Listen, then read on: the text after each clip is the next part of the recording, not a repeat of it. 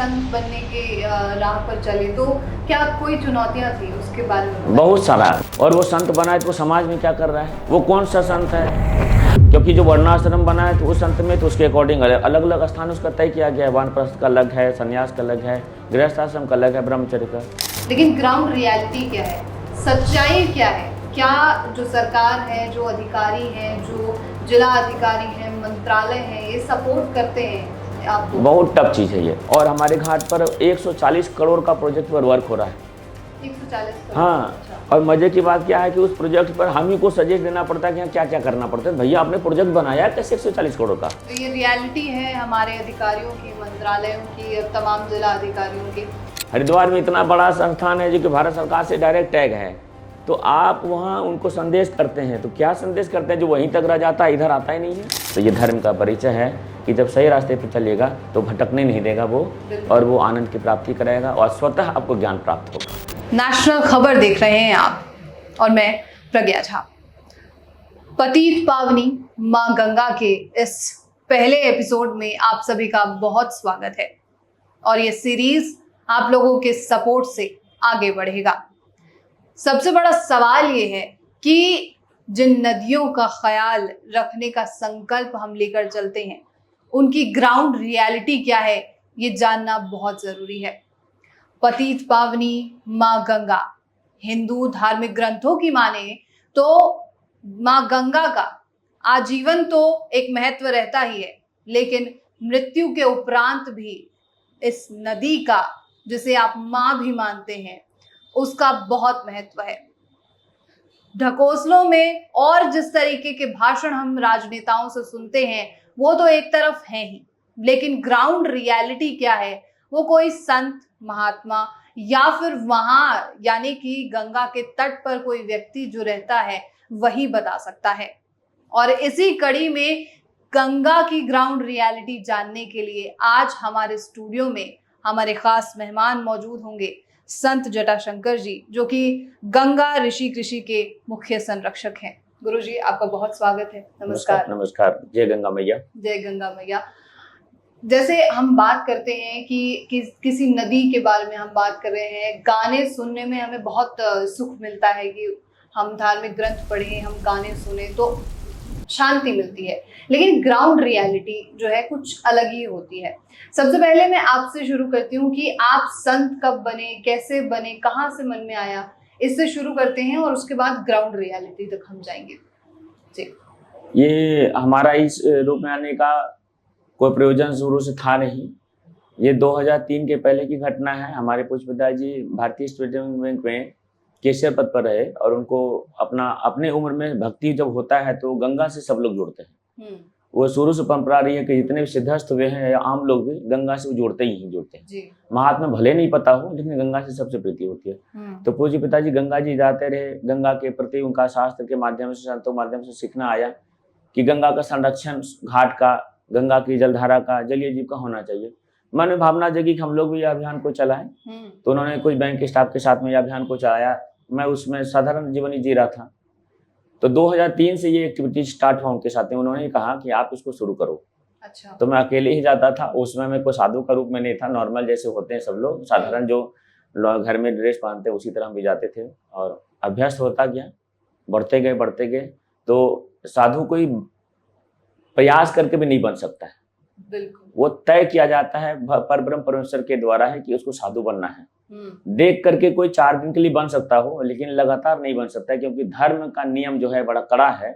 और वो कड़ा नियम को जब कोई सह लेता है तो उसके लिए सरल हो जाता है। यह श्रेय और प्रेय मार्ग के अकॉर्डिंग इसको रखा गया है कि शुरू में कोई चीज जब शुरुआत में अच्छा लगता है तो बाद में बड़ा दुख देता है। तो श्रेय मार्ग है, प्रेय मार्ग में स्टार्टिंग में बड़ा कड़ा होता है, लास्ट में जाके वो सुख देने लगता है। तो ये धर्म का परिचय है कि जब सही रास्ते पे चलिएगा तो भटकने नहीं देगा वो, और वो आनंद की प्राप्ति कराएगा और स्वतः आपको ज्ञान प्राप्त होगा। अच्छा, तो आप जब अपना संत बनने की राह पर चले तो क्या कोई चुनौतियां थी, उसके बारे में बताइए। बहुत सारा, मतलब कि जैसा कि आम लोगों का जीवन देखते हैं, संत को देखा मैंने, हाँ ठीक है, लेकिन उनके जीवन में भी इतना स्ट्रगल है कि ये परिपक्वता वाला तो नहीं लगता है ये कुछ पाखंड करता हुआ, पता नहीं ऐसे क्यों घूमे जा रहे। बहुत तर्क वितर्क संसार में चलते रहता है सब चीजों के लिए। और एग्जैक्टली संत जो शास्त्र में लिखा है उसके अकॉर्डिंग सच में आप बाहर देखिएगा तो नहीं मैच कर रहा है। क्यों? क्योंकि वो परंपरा से वो गुरु दीक्षा लेकर के जो संत का स्वभाव होता है वो लक्षण उसके पास नहीं दिख रहा है। जो धर्म का लक्षण होना चाहिए वो लक्षण नहीं दिख पा रहा है। और वो संत बना है तो वो समाज में क्या कर रहा है, वो कौन सा संत है? क्योंकि जो वर्णाश्रम बना है तो उस संत में तो उसके अकॉर्डिंग अलग अलग स्थान उसका तय किया गया है। वानप्रस्थ का अलग है, संन्यास का अलग है, गृहस्थाश्रम का अलग है, ब्रह्मचर्य का। तो बहुत सारा इसमें भी तर्क लगा पड़ा है। अच्छा, इतना आसान नहीं है समाज में कि आप रह करके आप एक लगातार चलते रहेंगे। इसके लिए आपको विद्वता की जरूरत पड़ती है, भगवत साधना की जरूरत पड़ती है, ज्ञान ऐश्वर्य इन सब की जरूरत पड़ती है, इन सब चीजों में, जो कि भगवत कृपा के बिना नहीं पाया जा सकता। किताबी ज्ञान कुछ दिन के लिए आप उसको समझा सकते हैं किसी को, लेकिन अगर किसी सिद्धस्त से मुकाबला हो जाएगा तो फिर चोरी पकड़ी जाएगी आपको। बिल्कुल बिल्कुल। आपके गुरु कौन रहे हैं, इनके बारे में? शास्त्र में बताया जाता है कि बंदो गुरुपद कृपा सिंधु नर रूप हरि महामोहतम पुंजासु वचन का निकल। माने कि गुरु का नाम नहीं लिया जाता है, उनको केवल प्रणाम कर सकते हैं। और गुरु साक्षात पर ब्रह्म ही होते हैं। जैसे कि हम राम को गुरु बोल सकते हैं, कृष्ण को भी, गंगा को गुरु बोल सकते हैं।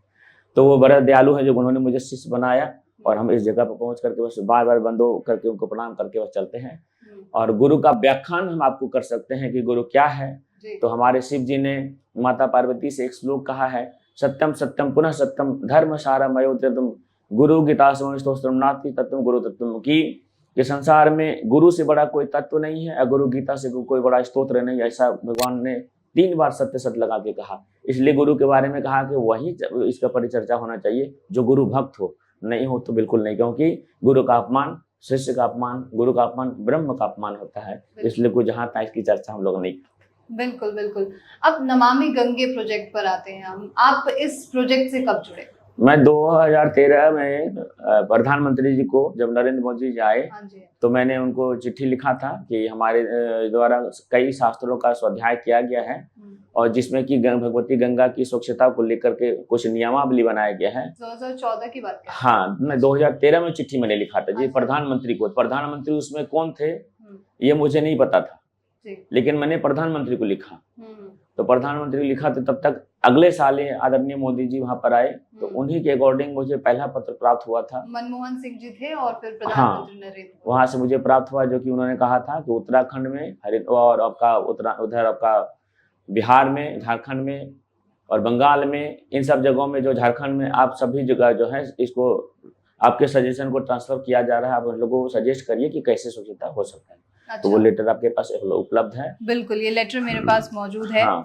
अच्छा, आप ये बताइए, जब हम गंगा के बारे में सुनते हैं, पतित पावनी गंगा, पाप नाशनी गंगा, गंगा आरती देखने जाते हैं और करोड़ों की, हजारों की भीड़ जो है हरिद्वार में हर की पौड़ी के उस तट पर होती है, लेकिन ग्राउंड रियलिटी क्या है, सच्चाई क्या है? क्या जो सरकार है, जो अधिकारी हैं, जो जिला अधिकारी हैं, मंत्रालय हैं, ये सपोर्ट करते हैं आपको? बहुत टफ चीज है ये जी। यहाँ पर सब ना परस्पर एक दूसरे पर क्या करते हैं ना कि वो नहीं वाला चैप्टर यहाँ पर है।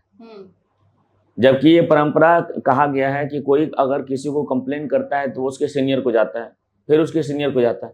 तो जब भारत सरकार का ये आयोजन है, माने कि ये जिस राज्य से गंगा जा रही है उस राज्य का है और उस राज्य में जितना जिला अधिकारी वो उसका कार्यक्रम है, ये आम लोगों का नहीं है। यहाँ पर अभी आम लोगों का कोई लेना देना नहीं, क्योंकि गंगा जी में सबसे ज्यादा जो गंदा अगर कोई जाता होगा तो नाला का पानी जाता है। तो इसके लिए एमसीडी क्या कर रही है, एमसीडी ने क्या प्रोजेक्ट तैयार कर रखा है। तो इसके लिए भी सजेस्ट मैंने कई जगह करा कि आप जैसे कि कहीं पर 50 नाला बहा रहा हो तो उसको आप कन्वर्ट करते लाइए और एक बना करके करिए। तो आज उसका फल दिख रहा है कि भारत सरकार ने हर ऐसे राज्य में जहाँ पर कितना नाला गंदा पानी आता होगा वो एसटीपी बना करके उसमें सबको डाल करके और स्वच्छ गंगा जी में डालने का काम ये हो रहा है। ये काम बहुत पहले हो जाना ये था, जो अभी अब धीरे धीरे प्रारूप में आ रहा है, जो कि बहुत स्लो है ये कार्यक्रम। बिल्कुल। जबकि खुद का अपना मंत्रालय है तो आपको एक्स्ट्रा वर्क करने की क्या जरूरत है? आप गांव में क्यों जा रहे हैं? आपको गंगा जी के तट पे खड़ा रहना है। अगर कोई मंदिर होता है तो मंदिर के द्वार पर ना ऐसे लोग को खड़े करते हैं जो वो देखे कि भैया कैसे नियम से चल रहे हो, ये नियम उसका बना पड़ा है। उसी तरह आप गंगा जी के तट पे क्या कर रहे हैं? तो आप तो आते ही नहीं है। आम लोग को कैसे जागरूकता आएगी वहां पर? जब तक अधिकारी नहीं है तो लोग समझेगा कैसे वहां करना क्या। अधिकारी तट पे आते ही नहीं है। अच्छा। जबकि भारत सरकार ने हर जिला अधिकारी को अध्यक्षता पद दे रखा है कि आप यहाँ के अध्यक्ष हैं, आप गंगा की स्वच्छता को लेकर के और अवेयरनेस प्रोग्राम में क्या क्या जरूरत करिए। इंटरेस्ट ही नहीं है। बस व्यस्त हैं, क्या चीज में व्यस्त हैं नहीं पता। अच्छा। अपने बराईसरी घाट की बात करते हैं, अपने भागलपुर के जिला अधिकारी को भारत सरकार के द्वारा डियर एक्सेप्टेबल लेटर दिया जाता है, आदरणीय संबोधित करती है, कोई रिस्पांस नहीं है, जाके चले आते हैं। अच्छा। मिलना होता है 2 मिनट 2 घंटा बैठे रहते हैं। अरे 2 घंटा मुझे क्यों बैठा रहे आप? मुझे तो केवल 2 ही कॉन्सेप्ट को बताना है कि आपने गंगा की स्वच्छता के लिए क्या करा, और आप जो अध्यक्ष हैं तो अध्यक्ष बनने के बाद आप क्या एक्टिविटीज कर रहे हैं, बिल्कुल। बस इतना ही है। तो यहाँ पर क्या कर रहे हैं, ये अगले को बोलता है लेटर नहीं आ रहा है, अच्छा। और वो बोलेगा उधर लेटर दे नहीं रहा है, तो ये तीनों अपने में ऐसे अप डाउन करते रहते हैं। आम पब्लिक भ्रमित है कि करना क्या है। ओकेजन कुछ आएगा गंगा पर तो उसको करने के लिए कोई फैसिलिटीज अवेलेबल नहीं है, जबकि सरकार फंड इशू कर रखा है इसके लिए, बहुत सारी संस्थाएं हैं। वो फंड बीच से गायब हो जाता है। हाँ, वो पहुंच नहीं रहा है। इतना दिन से गंगा में आरती कर रहे हैं, आज तक तो हमने देखा ही नहीं कि कोई फंड लेके आ रहा है मेरे पास में, जबकि हम किसी से मांगते भी नहीं है। हमारा रिकॉर्ड है इस 22 साल की यात्रा में मैं न डीएम ऑफिस को चिट्ठी लिखा है इसके लिए, न सीएम ऑफिस को, न पीएम ऑफिस को। अब तो गंगा मंत्रालय को हम अपना घर समझते हैं, क्योंकि वो गंगा मंत्रालय बन गया, कम से कम कुछ तो लोग जागरूक होंगे। अभी भी मैं जो यहाँ आपके पास आया हूँ वो गंगा मंत्रालय से होके आया हूँ। अच्छा। और हमारे घाट पर 140 करोड़ का प्रोजेक्ट पर वर्क हो रहा है। 140 करोड़। हाँ। अच्छा। और मजे की बात क्या है कि उस प्रोजेक्ट पर हम ही को सजेस्ट देना पड़ता है कि क्या क्या करना पड़ता है। भैया आपने प्रोजेक्ट बनाया कैसे 140 करोड़ का? बिल्कुल। इसका मतलब है कि अभी जो हम जो प्रोजेक्ट डालेंगे उसमें फिर 200 करोड़ आप डाल दीजिएगा, फिर तो ये तो प्रोजेक्ट उसी में आना चाहिए। तो ये रियलिटी है हमारे अधिकारियों की, मंत्रालयों की और तमाम जिला अधिकारियों की। आप अभी तक कहाँ कहाँ जा चुके हैं गंगा आरती के लिए, या कहाँ आप विजिट करते हैं, इसके बारे में कुछ बताएंगे आप? गंगा की महाआरती सेवा आप किसी के घर पे भी कर सकते हैं। अच्छा। इसका कोई रूल रेगुलेशन नहीं होता है कि वही करना है। इसको लेकर के मैं एक बार राजस्थान गया था, वहां भी मैंने आयोजन करा, तो वहां के एक एसपी ने पूछा कि गंगा यहाँ कैसे? बोले सर हम 57 मिनट के अंदर में गंगा जी को यहाँ प्रकट कर देंगे, वो पद्धति है यहाँ पर। अच्छा। तो आपने देखा होगा गंगा महाआरती, अब कहीं काशी में आपने देखा होगा कि सामने एक कलश रखा रहता है जी। तो वहां पर एक मंत्र पढ़ा जाता है, नाना सुगंधि पुष्पाने यथा कलो भवाने च पुष्पांजलि में तम गिरहाना अर्घ। जो अर्घ शब्द जो आता है वही तो गंगा है। इसका मतलब कि यत्र राज विराज गंगा तत्र सिद्धि क्षेत्र, की गंगा जहां पर विराज जाएगी वही गंगा हो जाएगी। तो राजस्थान में हमने गंगा आरती करा तो लोग अचंभित हो गए देख करके, फिर उन्होंने उस चीज का अनुभव करा कि नहीं सत्य है, गंगा तो आया, मैंने जल गिराया, देखा गंगा को मैंने प्रकट होकर। तो वो एसपी फिर बोले कि इनको बिठाइए, इनसे कुछ मार्गदर्शन लीजिए। फिर तो वही है, जानकारी का अभाव है। आप बड़े अधिकारी बन गए हैं, बड़ी कृपा है गंगा मैया की, लेकिन आपने क्या शास्त्र का सहारा लिया इसके लिए कि क्या लिखा है गंगा की स्वच्छता के लिए? यानी आपके कहने का मतलब ये है कि फंड आ जाता है, तमाम तरीके के रूल्स रेगुलेशंस बन जाते हैं, लेकिन उसे फॉलो जमीनी स्तर पे कोई नहीं करता है। गंगा की साफ सफाई लोग कोई नहीं करने जाते हैं, ध्यान नहीं दिया जा रहा है। अब आप सर ये बताइए कि आम लोगों में, अब अधिकारियों से तो हम क्या ही उम्मीद कर सकते हैं जब इस तरीके की परिस्थिति है, तो आम लोगों के और आम जनता के बीच में कैसे जागरूकता आप लेकर आएंगे? आसान तरीके से कैसे लोगों को समझाया जाए? केवल या भक्तिया, केवल भक्ति से, केवल भक्ति से। गंगा जी के महात्म्य में शास्त्र में लिखा है, दर्शनात् स्पर्शनात् पानात् तथा गंगेति कीर्तनात् स्मरणात् श्रद्धा पापे पहुंचते। इसका मतलब आम लोगों को अगर पूछेंगे तो नहीं पता है उसको, लेकिन मेरा धर्म होना चाहिए, मेरे साधु समाज का धर्म होना चाहिए कि गंगा जी पर जाइए तो 5 मिनट अपने मन से, किसी को नहीं, गंगा मैया को देख करके आप कथा करिए। पूर्व में हमारे सिद्धस्तों ने गंगा मैया को कथा सुनाया है, आदमी को नहीं सुनाया। आज उल्टा हो गया, आज आदमी को सुनाने के चक्कर में लगे पड़े हैं और आदमी को दिमाग ही नहीं काम कर रहा है कि उस कथा को सुनकर हमको मनुष्य बनना चाहिए। उस कथा का महत्व नहीं समझ पा रहे हैं, लगाए जा रहे हैं कथे पर कथे कीजिए सब लोग, और उस परंपरा में क्या होता है असली चीज नहीं। आज श्रीमद् भागवत महापुराण में गंगा जी का प्रसंग आता है, अक्सर मैंने देखा है कि जो भगवताचार्य हैं बस 5 से 7 मिनट में उस कथा को करके आगे निकल लेते हैं। अरे क्यों? आप उसको 2 घंटा बनाइए उस प्रोग्राम को। जिन चरणों से सुरसरे निकली, मतलब भगवान के चरणों से गंगा निकली है, आप कृष्ण भगवान की कथा कर रहे हैं तो उनके शरणागति का रास्ता आपने बताया उनको कि केवल चरण कमल ही रास्ता है भक्ति का। भगवान शिव ने गंगा जी को शीश पर रखा क्योंकि उनके इष्ट के चरणों से निकली है। तो आप आम लोगों को समझाइए कि ये गंगा साधारण नहीं है, ये भुक्ति मुक्तिदायिनी है। आपको कोई मंत्र नहीं पता है, चिंता मत करिए, आप केवल गंगा जी की स्वच्छता में अपना सहभागिता सुनिश्चित करिए, आपको कृपा प्राप्त हो जाएगा। गंगा जी के 60 करोड़ सेवक होते हैं, जैसे नेता अभिनेता के होते हैं ना संरक्षक बॉडीगार्ड, उसी तरह गंगा जी के संरक्षक होते हैं। 3.5 करोड़ तीर्थ का वह इसमें गंगा जी में वास होता है। एक व्यक्ति अपने जीवन में कितना तीर्थ पे घूमने जाएगा, लेकिन वो गंगा को प्रणाम भी कर लेगा तो उसको उतना ही प्राप्त होगा। भवन्ति तेषु विख्यात भोग अलंकार पूजिता दर्शन करते गंगा सक्रिय वक्ता नमस्ते की। अगर कोई व्यक्ति अपने जीवन में सर्वश्रेष्ठ पद पे जाना चाहता है, वो केवल निष्ठा से गंगा मैया को प्रणाम कर लेगा तो उसे संसारिक सुख और भगवत कृपा से वो सभी आनंद को प्राप्त करते हुए यश का भागी बना रहेगा। ऐसा श्लोक का शब्दार्थ है। अच्छा। तो भक्ति क्या है कि दर्शन से भी भक्ति है, स्पर्श से भी भक्ति है, स्मरण से भी भक्ति है। हाँ। स्पर्श से भक्ति है, स्मरण से, भजन करने से भक्ति, मतलब कोई प्रारूप भी आप गंगा जी से जोड़ लीजिए, बिना भक्ति किए वो गंगा के प्रति निष्ठा उसकी प्रबल नहीं होगी। इसलिए इसका सरल उपाय गंगा महाआरती। जब मैं गंगा महाआरती करता रहा, मंत्रालय की एक्टिविटीज बनी, तब मैंने लिखा कि आप गंगा महाआरती का आयोजन करवाइए हर घाट पर, इससे लोगों में जागरूकता आएगी और लोग रोज पहुंचेंगे वहां पर, तब इंपॉर्टेंस समझेंगे। क्या महाआरती रोज हो पा रही है? बिल्कुल। हमने क्या करा, इस एक्टिविटीज को अपने जो लोग शॉर्ट में करा मैंने, क्योंकि गंगा महाआरती एक्चुअली होता क्या है कि कहा गया कि जो बहुत बड़ा होता है उसी के साथ महाशब्द लगता है। बिल्कुल। और जो छोटा होता है उसके साथ छोटा शब्द लगता है। आरती और महाआरती में बहुत अंतर होता है। लेकिन फर्क ये है कि ये मत सोचिएगा कि अगर 100 आरती स्टैंड उठा तो वो महाआरती होगा और 1 आरती उठा तो वो महाआरती नहीं होगा। नहीं, गंगा जी की महाआरती होगी, चाहे 1 बत्ती से हो चाहे 1000 बत्ती से हो। आपके बारे में जैसे जानकारी मिली, आपने एक दिए से बस एक सिंगल एक दीपक से ही गंगा महाआरती मैंने शुरू करा था 2003 में, और वो करीब लगभग 2013 तक चलता रहा। अच्छा। 2013 चलता रहा, 2013 तक चलता रहा। फिर बिहार सरकार टूरिज्म के द्वारा एक मैसेज क्रिएट हुआ कि पर्यटन को बढ़ावा देने के लिए गंगा महाआरती होना है तो सभी संस्था के लोग आ सकते हैं। मैं सब कोई संस्था नहीं बनाता, संस्था में भरोसा ही नहीं रखता हूँ मैं, क्योंकि संस्था लोग का कारण है। इसमें 5 ही लोग बनते हैं सदस्य, उसके बाद सब मिलकर के पैसा समेटते रहते हैं। जो सामाजिक काम होना चाहिए उस पर कोई दिमाग नहीं लगाता है, और जितना स्वतंत्रता से समाज मिल के काम कर सकता है वो संस्था नहीं कर सकता है। क्योंकि संस्था अगर इतना कम है संसार में, तो आप देख सकते हैं भरा पड़ा है संस्था दुनिया, हर 5 घर के चौथाई पे मिलेगा एक संस्था कोई काम कर रही है।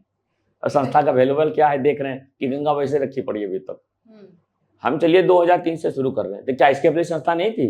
बिल्कुल, उसके पहले भी था।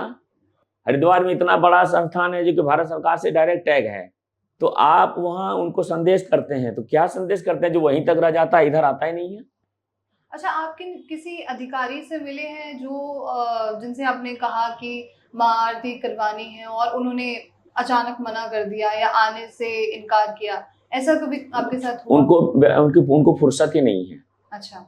उनको इतना काम रखा पड़ा है कि वो 1.5 से 2 किलोमीटर वो गंगा महाआरती के लिए नहीं आ सकते। अच्छा। इसलिए मैंने जाना ही बंद कर दिया। और मैं गंगा मैया से ही प्रार्थना भी करता हूँ, मैं किसी से डरता वरता नहीं हूँ, क्योंकि मैं कोई चोर नहीं हूँ जो डरूंगा।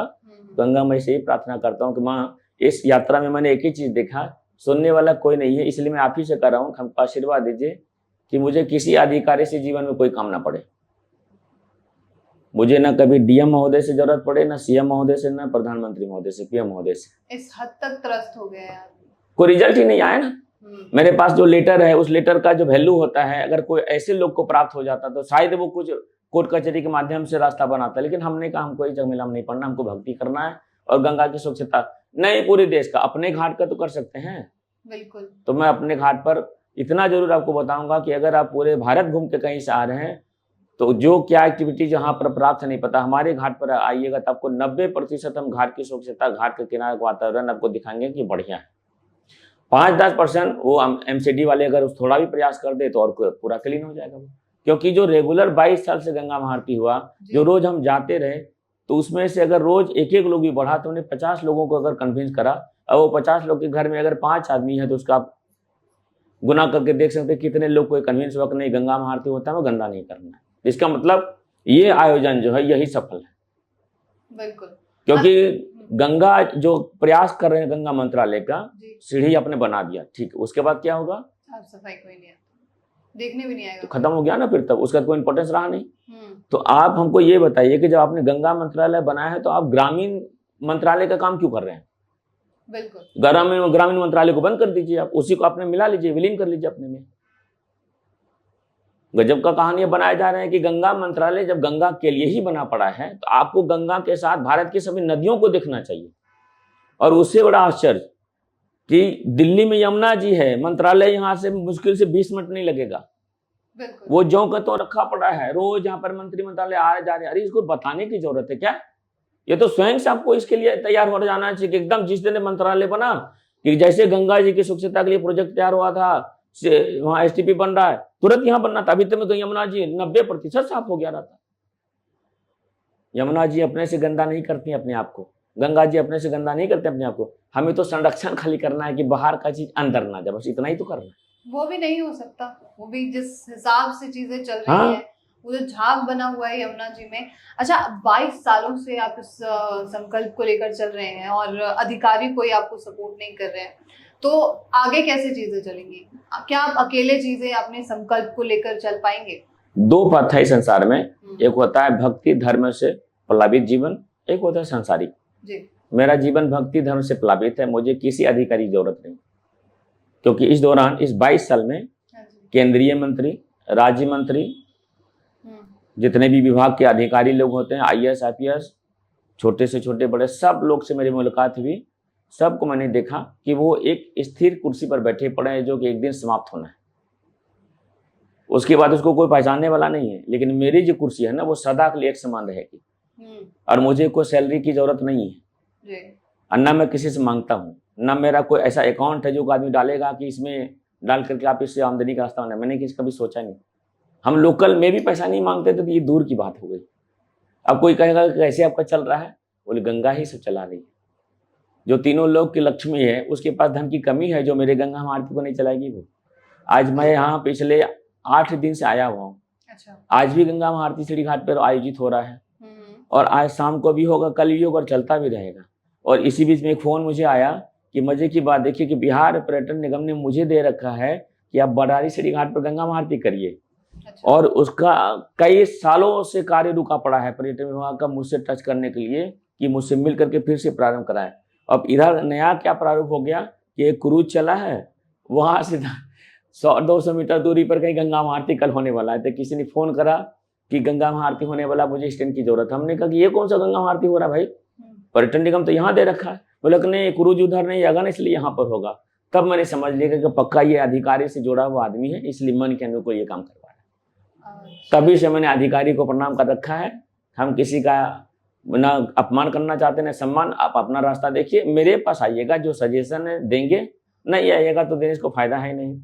इसलिए हम सीधे गंगा मंत्रालय जाते हैं, वहां पर दे देते हैं कि सर ऐसे है, आप इस अकॉर्डिंग करिए। अभी जस्ट मिल के आए तो वहाँ पर कुछ अच्छे अधिकारी भी हैं जो बात को समझते भी हैं और करना भी चाहते हैं, लेकिन कुछ ऐसे अधिकारी हैं जो केवल हाँ हाँ ठीक है हो जाएगा बस, फिर निकल ले दूसरे प्रोजेक्ट कर ले जाते हैं। इसी से काम रुक जाता है हम लोग का। अब इस पर आपकी बातें कहीं ना कहीं आईना दिखा रही हैं लोगों को, और जो अधिकारी हैं उन्हें समझना बहुत ज़रूरी है कि उनका जो काम है उन्हें अच्छी तरीके से और ग्राउंड लेवल पर लाना बहुत ज़्यादा इम्पोर्टेंट है। ना सिर्फ गंगा नदी के लिए बल्कि तमाम जो नदियां हैं हमारे इस देश में, उन्हें स्वच्छ करना बहुत ज़्यादा ज़रूरी है। आपका कोई मैसेज होगा जो व्यूअर्स हैं, अधिकारी हैं, कोई भी व्यक्ति जो हमें देख रहा है अभी, उनके लिए? सबसे पहले प्रसन्न रहिए जी, चाहे वो छोटे हो, बड़े हो, बूढ़े हो, बच्चे जवान। सबसे पहला हमारा लक्ष्य है कि हम प्रसन्न रहें और सकारात्मक विचार पर रहें। और असफलता एक शब्द होता है जो किसी काम का नहीं होता है, सफलता एक शब्द होता है सारा संसार को विजय कराता है। अपने बड़ों का अनुसरण करिए और अनुमान से कम अनुभव के साथ चलिए। और जहाँ भी टूरिज्म के लिए जाइए, चाहे वो धार्मिक स्थल हो, चाहे कोई वो छोटा सा स्पॉट कुछ भी हो, आप कोई भी ऐसा सामान वहाँ पर खरीद कर खाने के लिए ले आते हैं तो सबसे पहले आप खाने से पहले डस्टबिन देखिए, क्या वहाँ डस्टबिन रखा है क्या। आप खाने के पहले देख करके निश्चिंत हो जाइए, तब आप वहाँ कर वो रेपर को खोलिए, अन्यथा मत खोलिए। और किसी नदी के पास जाते हैं तो नदी को देख करके उसकी धारा पर नजर को लगाइए और सीखिए उससे कि देखो कि ये कितना सरलता से चले जा रही है, पहाड़े भी आ रही है, झरने का माहौल भी है, मुड़ाव भी आ रहा है, लेकिन ये अपना अविरलता सीधा अग्रसर कर रहा है कि मुझे लक्ष्य पर जाना है। उसी तरह जीवन में बहुत उतार चढ़ाव आएगा, लगेगा कि अब आखिरी खत्म, कुछ नहीं खत्म नहीं होता है। संसार का नियम है कि अगर रात हुआ है तो सुबह आना तय है, अगर सोमवार है तो मंगलवार आएगा ही। उसी तरह जीवन में धैर्य रखना है, सब्जेक्ट आपको तय करके रखना पड़ेगा, ऑब्जेक्ट आता रहेगा, उसको लेवल पर लाइए और जो लक्ष्य तय करके चलते रहिए। और बार बार स्वच्छता पर ध्यान रखिए, क्योंकि स्वच्छता सर्व सिद्धि का मूल कारण है। क्योंकि स्वच्छता धर्म और कर्म और संसार सभी जगह जरूरत पड़ता है। इसलिए समाज, परिवार और विश्व के कल्याण में स्वच्छता की ओर अग्रसर रहिए। और भारत के सभी नदियों को प्रणाम करते हुए उनको धन्यवाद करिए कि आप हमारे देश में हैं, हम आपके पास में हैं, हमको पानी के लिए कहीं भटकना नहीं पड़ेगा। इसलिए हम आपको वादा करते हैं कि हम घाट पर या तट पर कहीं भी आएंगे तो एक भी कूड़ा कचरा न तट पर छोड़ेंगे न जल में डालेंगे। यही शुभकामनाएं हैं। सबको आशीर्वाद करते हैं। भगवती श्रीमती गंगा जी, श्री गुरुदेव भगवान की कृपा बनी रहे। सबको जय गंगा मैया। बहुत बहुत शुक्रिया गुरुजी, आपका धन्यवाद हमारे साथ जुड़ने के लिए। आपको आशीर्वाद। तो ये थी पूरी चर्चा और आशा है कि आपको बहुत कुछ समझ आया होगा। अधिकारी और जितने भी मंत्रालय हैं, अगर वो इस पूरे प्रोग्राम को देख रहे हैं तो अपने आलस्य को त्यागते हुए जितनी भी नदियां हैं, खास करके गंगा नदी को भी स्वच्छ बनाने की तरफ अपने कदमों को अग्रसर करें। और ऐसे तमाम खबरों के लिए अपना शोर खबर के साथ जुड़े रहिए।